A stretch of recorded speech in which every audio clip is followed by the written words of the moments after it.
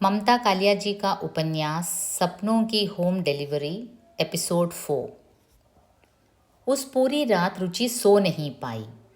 सर्वेश के बेटे की मौत ने उसे अपने बेटे की याद से जोड़ दिया। कहीं वह भी नशे की चपेट में तो नहीं है, यह पता लगाने का कोई रास्ता नहीं था। इधर बहुत दिनों से उसका फ़ोन भी नहीं आया। रुचि के पास उसका मोबाइल नंबर था, लेकिन वह खुद कभी उसे फ़ोन नहीं करती। उसे लगता कहीं वह वापस उसी कुएं में फंस न जाए। सर्वेश के बेटे के पास तो उसकी माँ थी, फिर भी वह नशे की लत से बच नहीं पाया। गगन के पास माँ का सहारा नहीं है। पिता खुद समस्याग्रस्त हैं। रुचि को याद आए वे दिन जब गगन 4 साल का था। प्रभाकर उन दिनों बेहिसाब शराब पीता था। गगन इस बात का इतना आदी हो गया था कि अगर कभी किसी दिन प्रभाकर शाम 7 बजे शराब पीने नहीं बैठता तो गगन उसे खींचकर आराम कुर्सी पर बिठाता और खाली गिलास उसके हाथ में देकर कहता, पापा चुस्की पी लो। गगन विस्की को चुस्की कहता और ताली बजाकर हंसता। रुचि को उसके भविष्य की चिंता होती। वह गगन को उठाती, चलो गगन स्कूल का काम कर ले। गगन उसका हाथ झटक देता, पापा को चुस्की पिला कर आऊँगा। एक दिन प्रभाकर ने एक छोटे से गिलास में विस्की की 3-4 बूंदें डालकर ऊपर से पानी भर दिया और बेटे के हाथ में देकर बोला, बोलो पापा का साथ दोगे ना। गगन ने अपने घुंघराले बालों के सिर को झटका देकर कहा, हाँ पापा। प्रभाकर ने बाकायदा बच्चे के साथ जाम टकराया और पीना शुरू किया। रुचि ने फौरन गगन के हाथ से गिलास छीन लिया। मजाक की भी हद होती है, इतने छोटे बच्चे को आप नशा करना सिखा रहे हैं। प्रभाकर ने चिल्ला कर कहा, मेरे और बेटे के बीच में बोलने वाली तुम कौन होती हो। दिसंबर के महीने में 2-4 बूंद दारू उसके पेट में चली भी गई तो दवा का काम करेगी। गगन ने गिलास नाक के पास ले जाकर कहा, पापा इसमें बू आती है। उसने उस दिन नहीं पी, लेकिन आगे के दिनों में वह अपने पापा की शराबखोरी से कैसे निपटा होगा, यही सोचती रही रुचि। दिन में 4-5 घंटे टीवी देखना, 3-4 घंटे बाहर खेलना और सुबह देर तक सोना गगन ने अपने पापा से ही सीखा था। उसे अक्सर स्कूल के लिए देर हो जाती। स्कूल बस उसे लिए बिना आगे चली जाती। बाद में रुचि उसे BEST की बस से स्कूल पहुंचाती और उसके प्रिंसिपल से कोई झूठा बहाना बनाती। आज उसे याद आया वह दिन जब उसने घर छोड़ा था। गगन तब 9 साल का पूरा होकर 10वें में लगा था और कक्षा 4 में पढ़ता था। हस्बे मामूल वह देर से सोकर उठा। प्रभाकर ने कहा, चलो मैं इसे स्कूल छोड़ आता हूँ। गगन पापा के साथ चला गया। 3:30 बजे वह स्कूल की बस से घर लौट आया। रुचि ने उसका बस्ता खोला ताकि उसका टिफ़िन बॉक्स निकाल कर धोने को रख दे। सिंक में टिफ़िन बॉक्स रखने से पहले उसने उसे खोला। गगन ने रोटी ख़त्म कर ली थी, लेकिन डब्बे में जली हुई सिगरेट के 2 टोटे पड़े हुए थे। पहले रुचि को विश्वास नहीं हुआ। उसने टोटे सूंघ कर देखे, वे सिगरेट के ही टोटे थे। तंबाकू की बू उसकी नाक में बस गई। तैश में भरी वह गगन के कमरे में गई। गगन अभी कपड़े बदल रहा था। रुचि ने उसके गालों पर दाएं बाएं तमाचे जड़ दिए। मामा मैंने क्या कर दिया जो आप मार रही हैं? गगन ने एकदम सहम कर पूछा। तू स्कूल में सिगरेट पीता है? अभी से तेरा यह हाल है, बड़े होकर अपने पापा से भी बड़ा गुंडा बनेगा तू। प्रभाकर अपने कमरे से निकलकर बेटे के सामने खड़ा हो गया। जब देखो तुम्हें चंडी चढ़ी रहती है, इसकी जान निकालोगी तुम। बीच में मत बोलो। आज इसके टिफ़िन बॉक्स में सिगरेट के टोटे मिले हैं। तुम्हें जासूसी करने को यह बच्चा मिला है रुचि? इतना सीधा बच्चा तुम्हें मिल नहीं सकता। इसका सीधापन मैं अच्छी तरह देख रही हूँ। इसका मुंह सूंघ कर देखो तब बात करो। रुचि ने आक्रोश से कहा।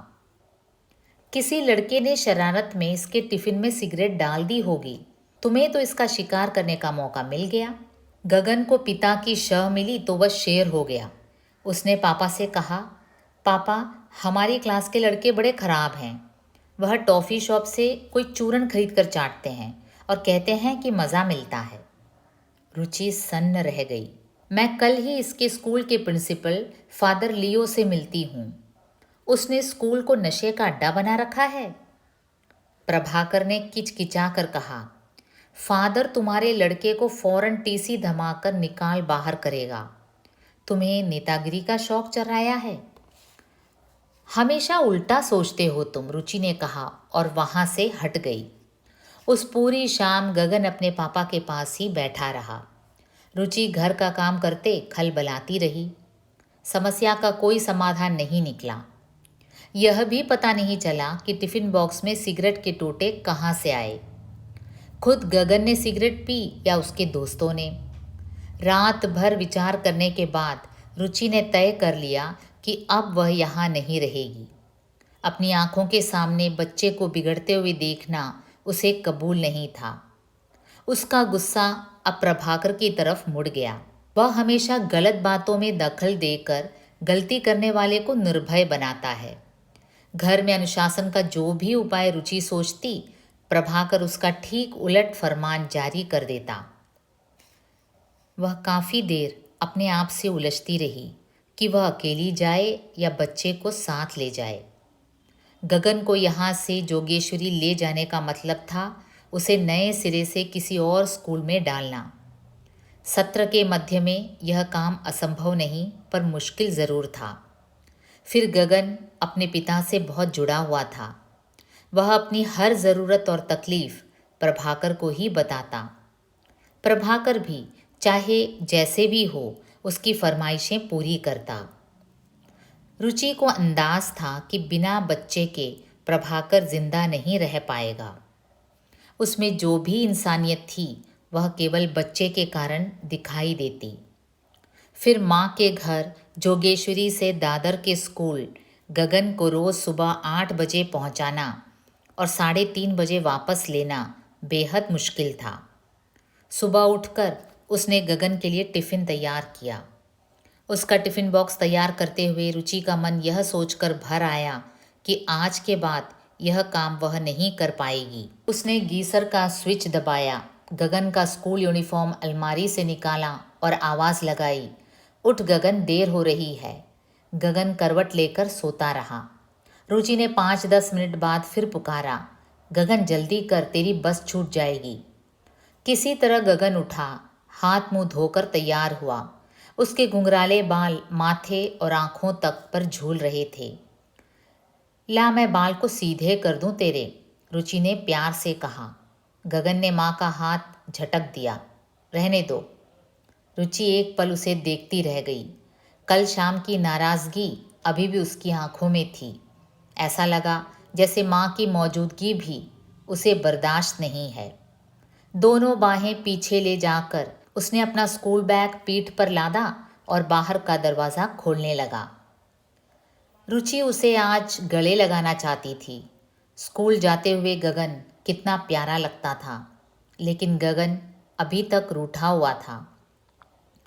रुचि रोज़ की तरह उसे छोड़ने चली तो उसने कहा, मैं खुद चला जाऊंगा, आप जाइए। रुचि से अब रहा नहीं गया। उसने खींच कर कहा, गुस्सा मुझे होना चाहिए तो तू हो रहा है। मैंने कोई गलती नहीं की है, आप जब देखो बिगड़ी रहती है मेरे पर। अच्छा बाबा, सॉरी, रुचि ने मामला ठंडा किया। वह नहीं चाहती थी कि गगन गुस्सा होकर स्कूल जाए।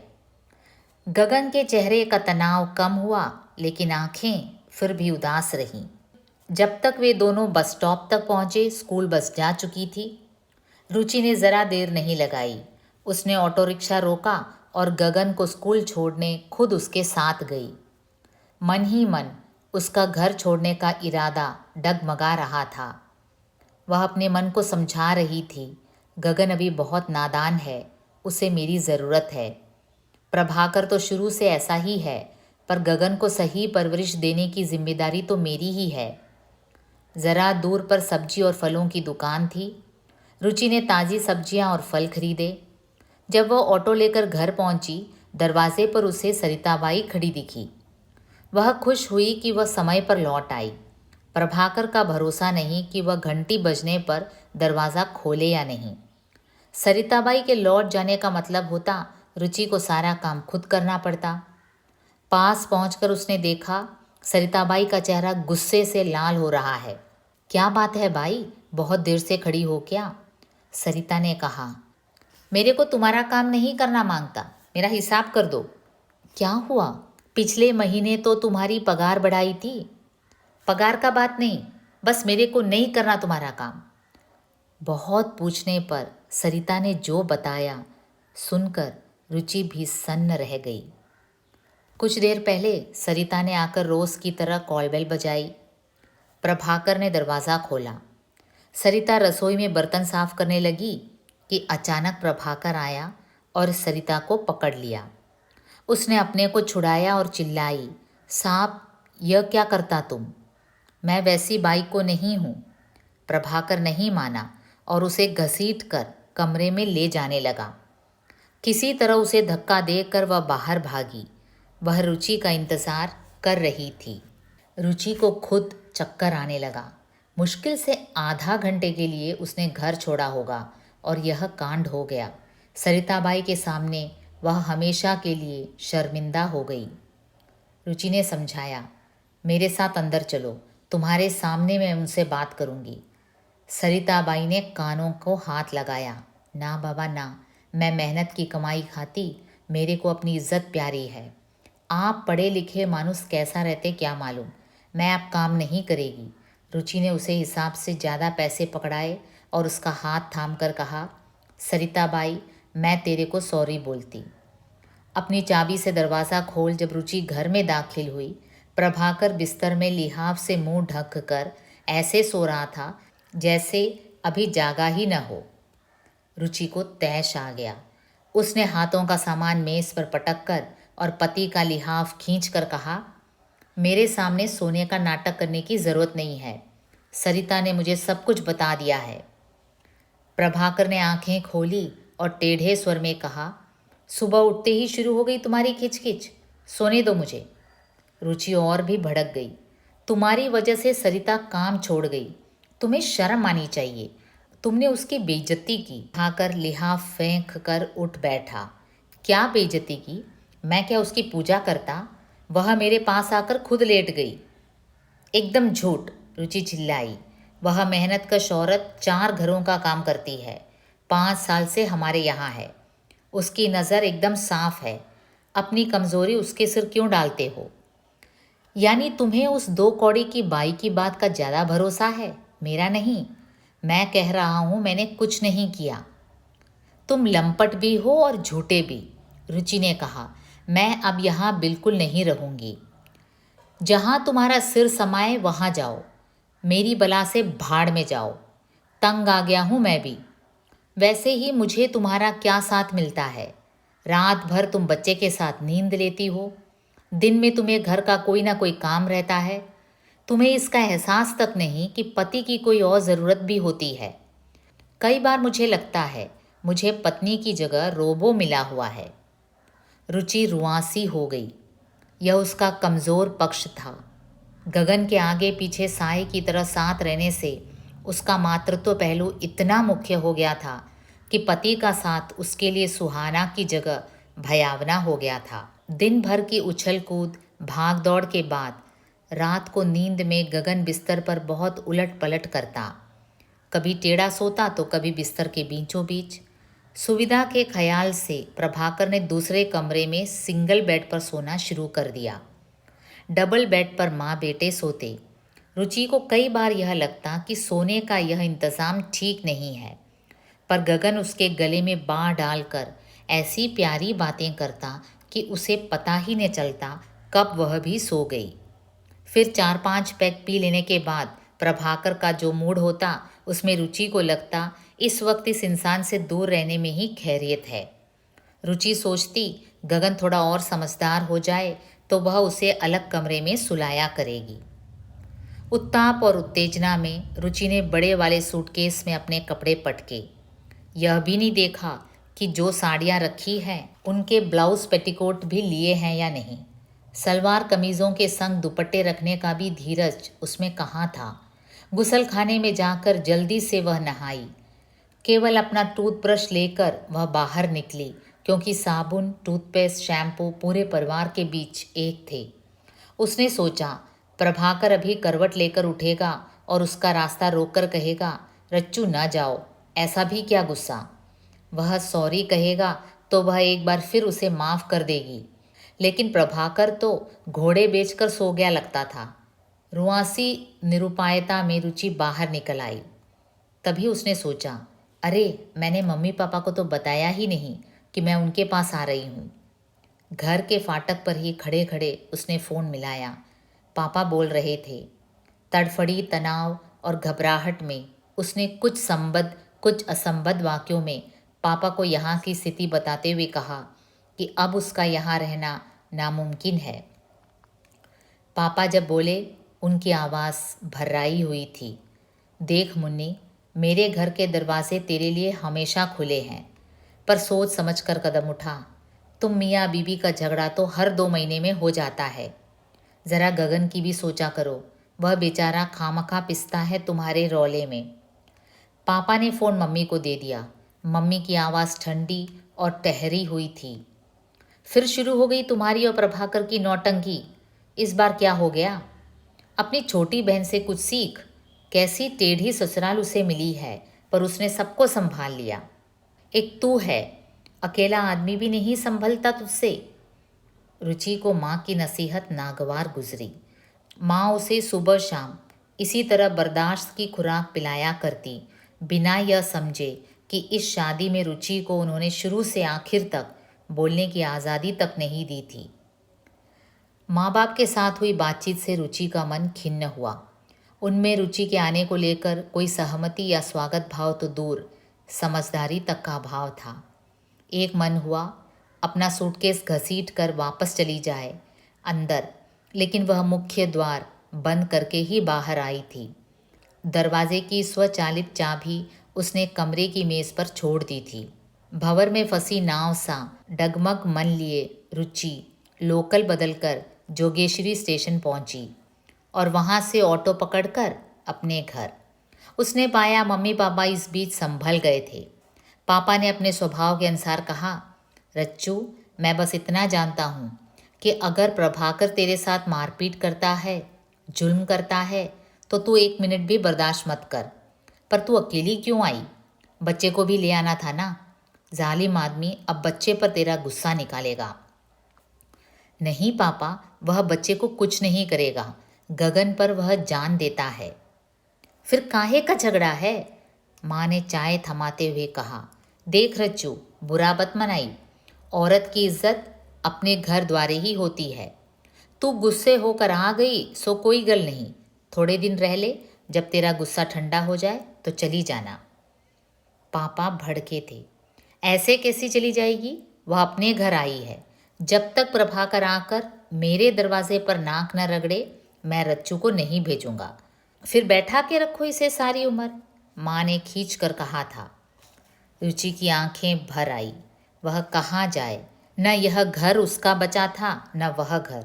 हर जगह उसे बर्दाश्त की जानलेवा खुराक पिलाई जा रही थी। 4 दिन 4 रात रुचि अपने कमरे में बंद रोती बिलखती रही। इस बीच प्रभाकर या गगन का कोई फ़ोन नहीं आया, न उसके पास न पापा के पास। जैसे वह कोई थी ही नहीं जिसका जाना उन पर असर करे या ना करे। अंत में रुचि ने पापा से कहा, पापा, मैं नौकरी करना चाहती हूँ। घर में बैठे बैठे तो मैं पागल हो जाऊँगी। पापा ने अपने संपर्कों से रुचि को क चैनल तक पहुँचा दिया। अब तक के अपने जीवन में रुचि ने हज़ारों घंटे टीवी के सामने बैठकर बिताए थे। टेलीविज़न उसके लिए चाय, नाश्ते, खाने जैसा अजीज़ था। वह कह सकती थी कि कॉलेज की उसकी अधूरी पढ़ाई को टेलीविज़न ने ही पूरा किया था। शुरू में उसे गीतों भरी शाम जैसे कार्यक्रम संचालित करने को मिले। फिर उसे तरला दलाल की सहयोगी प्रस्तुतकर्ता का काम मिला। इन सभी परीक्षणों में रुचि खरी उतरी। तब उन्होंने रुचि को व्यंजन के कार्यक्रम में उतारने का प्रस्ताव किया। तरला दलाल की सहायक की भूमिका में टीवी के पर्दे पर आना एक अलग बात थी। खुद रुचि आधे घंटे के पाक कला कार्यक्रम की एंकर, स्टार और अदाकारा हो, यह नितांत दुर्लभ सपने का यथार्थ में बदलना था। यहाँ वे समस्त अनुभव काम आए जो अपने घर और अपने माता पिता के घर की रसोई में मिले। उसके निर्देशक ने कहा भी, मछली को तैरना कौन सिखाता है, औरतें तो जन्मजात रसोई की रानी होती हैं। तब से अब तक 9 साल के सफ़र में रुचि ने जीवन के कई उतार चढ़ाव देखे। 5 साल पहले मम्मी पापा का निधन हो गया। कुछ दिन रुचि उसी किराए के मकान में जोगेश्वरी में रही, लेकिन मकान मालिक ने उसे मकान खाली करने पर मजबूर कर दिया। रुचि का अपना मन भी यहाँ से उखड़ चुका था। 2 चैनलों से उसे नियमित आमदनी भी आती थी। उसने हिम्मत कर ओशिवरा में फ्लैट ले डाला।